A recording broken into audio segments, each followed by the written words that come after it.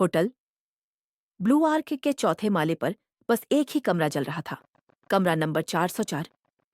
दरवाजे के नीचे से झिलमिलाती रोशनी बाहर झांक रही थी, जैसे कोई पुराना बल्ब अपनी आखिरी सांसें गिन रहा हो। रिसेप्शन पर बैठे सुरेश ने ऊपर नजर डाली और उसका दिल हल्का सा कांप गया। उस कमरे में 3 साल से कोई नहीं ठहरा था, लेकिन आज कोई ठहरा था। कहानी की शुरुआत यहीं से होती है। दिन में एक अजनबी आदमी आया था, नाम विक्रम। चेहरे पर थकान, आंखों में बेचैनी और हाथ में एक छोटा सूटकेस। उसने होटल में रूम मांगा और जब रिसेप्शनिस्ट ने कहा कि 404 खाली है, तो सुरेश ने तुरंत टोका, वो रूम बंद है सर। लेकिन विक्रम ने जिद की, मुझे वही चाहिए। उसने सिग्नेचर किए और चाबियां ली। अब आधी रात को चौथे माले पर से अजीब आवाजें आ रही थी, जैसे कोई फुसफुसा रहा हो या दीवार पर कुछ खरोंच रहा हो। सुरेश ने इंटरकॉम उठाया। लाइन डेड थी। उसने ऊपर जाने का फैसला किया।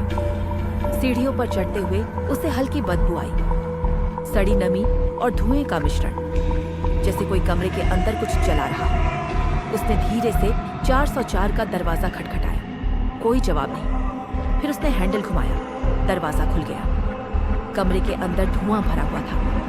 बल्ब बार बार झपक रहा था। बिस्तर के कोने पर विक्रम का सूटकेस खुला पड़ा था और उसके अंदर सिर्फ एक पुरानी तस्वीर, जिसमें एक औरत थी, मुस्कुरा रही थी। दीवार पर उसी तस्वीर जैसी एक औरत की परछाई झूल रही थी, जैसे कोई अदृश्य आकृति दीवार में सांस ले रही हो। सुरेश ने डर के मारे आंखें बंद कर ली। 2 सेकंड बाद जब उसने देखा, कमरा पूरी तरह खाली था। विक्रम गायब। सिर्फ तस्वीर अब बिस्तर पर पड़ी थी और उसके पीछे लिखा था, वो फिर लौटी है। अगली सुबह होटल पुलिस के घेरे में था।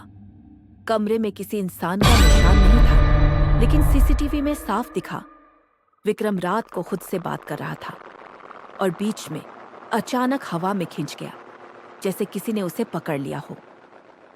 पुलिस ने जब होटल मालिक से पूछा कि इस कमरे में पहले क्या हुआ था, तो उसने सिर्फ इतना कहा, 3 साल पहले एक औरत ने इसी कमरे में आत्महत्या की थी और उसका नाम भी विक्रम की बीवी रीना था। कमरा आज भी बंद है। सिर्फ कभी कभी रात को चौथे माले पर 404 के अंदर से टीवी ऑन होने की आवाज आती है, जबकि वहां अब बिजली का कनेक्शन तक नहीं है। कहते हैं, जो उस कमरे में ठहरता है, वो हमेशा के लिए रीना के साथ रह जाता है।